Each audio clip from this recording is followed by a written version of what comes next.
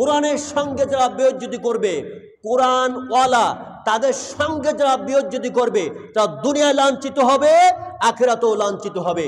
তার প্রমাণ বাংলাদেশে হয়েছে, বিশ্বে সব জায়গায় চলছে। যেরকম ঠিক কিনা? বর্তমানে সারা বিশ্বের দিকে তাকিয়ে দেখেন, আমেরিকা যেসব দেশে স্টিম রুলার চালাচ্ছিল, যেসব দেশে বন্দি করেছিল, জুলুম নির্যাতন করেছিল, তাদের দেশের আগুন লাগার কারণে সব জায়গায় আস্তে আস্তে স্টপ করে দিচ্ছে, সব জায়গায় বন্ধ করছে। ফিলিস্তিনদেরকে স্বাধীনতা দিয়ে দিয়েছেন, একটা চুক্তিতে আসছে। এরপরে আপনারা আফিয়া সিদ্দিকী নাম শুনেছিলেন না? আফিয়া সিদ্দিকা একজন নারী, তার যে কষ্ট দিচ্ছে, তার যে বেইজ্জতি করেছে, আফিয়া সিদ্দিকা একজন কোরআনের সৈনিক ছিলেন, ইসলামের সৈনিক ছিলেন, তাকেও মুক্তি দিছে। বিশ্বের সব জায়গায়, প্রায় সব জায়গায় মুক্তি দিচ্ছে। কেন দিচ্ছে জানেন? একটাই কারণ, বুঝতে পেরেছে পৃথিবীর বুকে সবচাইতে শক্তি হচ্ছে আল্লাহ তাআলা। সবচেয়ে শক্তিশালী কে? আল্লাহ। ইন্নাল্লাহ আলা কুল্লি শাইইন কদির, নিশ্চয়ই সমস্ত ক্ষমতা মালিক হচ্ছে আল্লাহ। আর আমার দেশের জনগণ কোন দলের থেকে বলা হয় সমস্ত ক্ষমতার মালিক হচ্ছে জনগণ। নাউজুবিল্লাহ, এটা কুফরি কথা, কখনো বিশ্বাস করা যায় না। সমস্ত ক্ষমতার মালিক হচ্ছে আল্লাহ।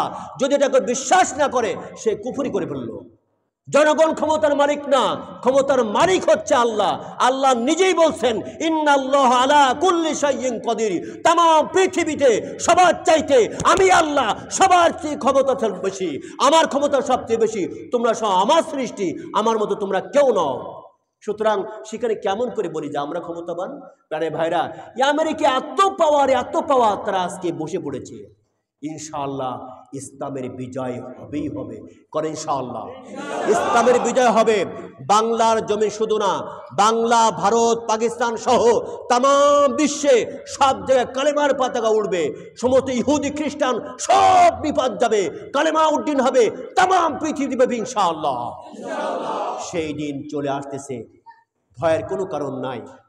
কোরআন নিয়ে গাদ্দারি করবেন তো আমাদের দেশে অতিথি যিনি যা করেছেন, অমন পরিণতি আমাদেরও হবে। আমরা কেউ যেন আলেম ওলামা নিয়ে বাজে মন্তব্য না করি। বিগত দিনে যারা ধ্বংস হয়েছেন, আলেমদের গায়ে হাত দিয়ে ধ্বংস হয়েছেন। সুতরাং আমার অনুরোধ থাকবে, আমরা যারা এখানে আছি, আমার ভাই বন্ধু সমস্ত যারা আছে, সকলকেই বলছি, আলেমদেরকে নিয়ে সমালোচনা না করি, আলেমদের ইজ্জত করি, কোরআন আল্লাহকে ইজ্জত করি। কারণ ওলামা ওয়ারাসাতুল আম্বিয়া। সুতরাং মেহরবানি করে আমরা কোনো ভুল পথে না যাই, আল্লাহ তৌফিক দিন, আমিন। আর আজ থেকে আমরা এই কথা বিশ্বাস করি যে আল্লাহ তাআলা ক্ষমতার মালিক, একমাত্র তারই ইবাদত করতে হবে, তারই গুণকীর্তন করতে হবে, সন্তানগুলোকে মানুষের মতো মানুষ করতে হবে, 5 ওয়াক্ত নামাজ আদায় করতে হবে, আর স্ত্রীদেরকে সঠিক দিনের মতো ফিরিয়ে নিয়ে আসতে হবে। আল্লাহ তৌফিক দিন, আমিন। আসসালামু আলাইকুম ওয়া রাহমাতুল্লাহ।